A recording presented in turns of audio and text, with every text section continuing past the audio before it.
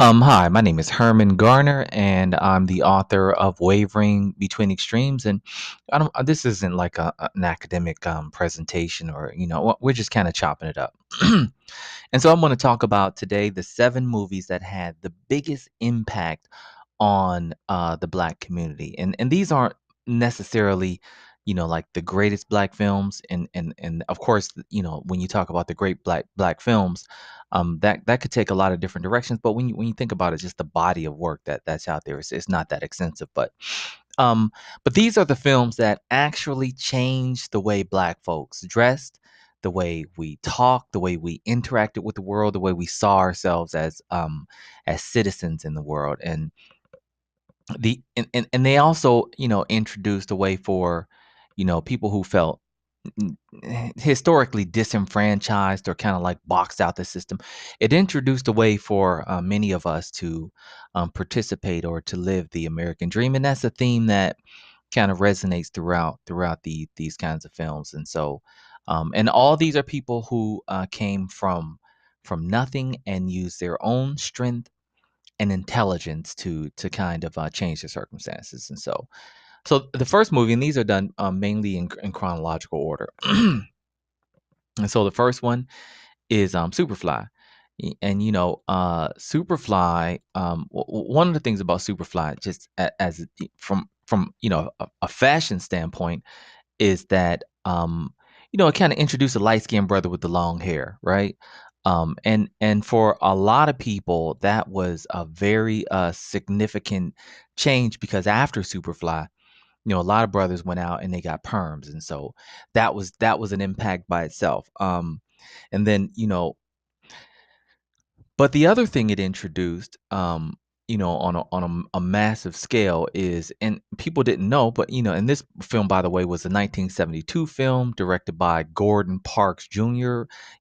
From reading different stuff, Gordon Parks Sr. didn't initially want to even participate in the film, because he knew that it had these negative, the negative impact that it would have. But Priest is a light skinned brother, with a felony conviction, and he's selling cocaine. And so the tension in the movie is that, throughout the movie, he's trying to get out the game, and that's kind of like, the story that most intelligent brothers have that are involved in criminal activity. What they're trying to get out the game. And so he comes up with this plan to sell 30 kilos of cocaine and use the profits to get out the game. And so the movie introduced, he had a beautiful black queen, Georgia, but the movie introduced this idea that, cocaine could be a vehicle that you can use to get out the game. And it also really introduced, and you see this kung fu, and so we're going to kind of talk about that kung fu at the end, if there's time, because we actually only have about 10 minutes. And so then the next movie was, and by the way, I give this movie, a 10. um, and so the next movie that had a big impact was the Mack, and so the Mack was a 1973 black exploitation film, and it starred by Michael Campus, and it starred Max Julian and Richard Pryor, and so the star of the Mack is Goldie. And so Goldie, he had this plan to become, a pimp, and that was his vehicle, that was his mechanism to get out of his circumstances, to live the American dream. And so one of the things about the movie is it made a political statement, right? Because rather than just completely submerging us in this lifestyle of pimping and drugs and prostitution, right? It had to have some sort of social conscience. And so, you know, um, Goldie, had a black nationalist brother named Olinga, and so there was some tension between him, because Olinga would tell him, what he's doing is wrong, and Goldie would kind of justify it by saying, he had people who depended on him, who relied on him. But the most interesting thing about the movie, like the scene that really struck me the hardest, was, Goldie had just came home from prison. He was, after 5 years, he was at the club. People were dancing. He was reacquainting himself with society, and he was sitting across the table from a young lady, Lulu, a beautiful young lady, who he had a lot of admiration for before he went away. And he said, hey, I always thought that you would be, a nurse or something, something. And and you know and she said, no, I'm a prostitute, and it kind of hurt him, and then she justified it right here. She's saying to him, hey, it's just a job that pays the bills, right? And so what's that do? First of all, it introduces the idea that you can obtain the American dream. You can earn a good living being a pimp. And then also, it minimizes the prostitution component of it because, it's just a way to pay the bill. And so it's a way to kind of justify that to your conscience, and so, and then of course he's the light-skinned brother with the long hair again. And so it kind of reinforces that, the Cadillac driving brother. But and so this movie, from an entertainment perspective, I'm gonna have to give it, a 10 as well. But from if I'm from an activist standpoint, I'm gonna have to give it a 0 or an F. Other than the fact that there's that political tension between Goldie and his black nationalist brother. And so now we look at the at what arguably one of the best movies ever made.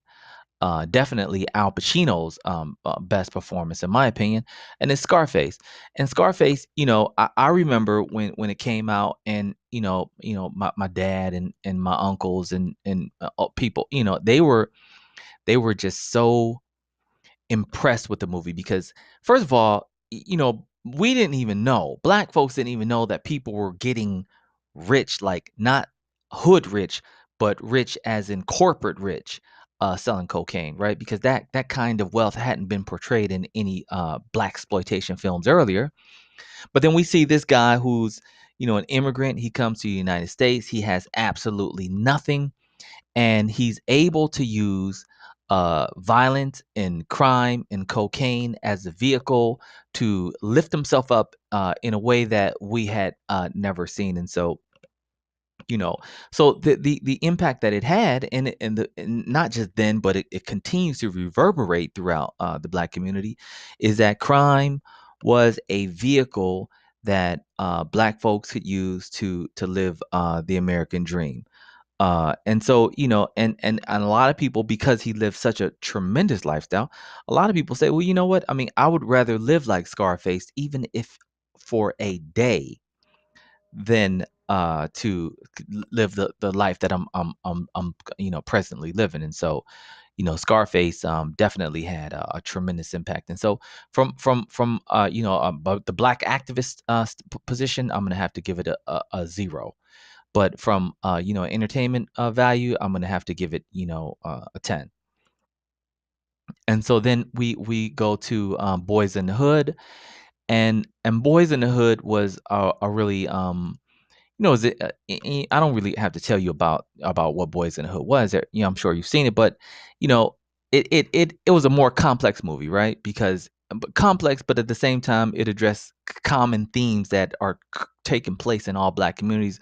The lack of a male role model, at least initially, when Trey's mom was being a single mother, the stereotypes associated with that, the way the school system treated her.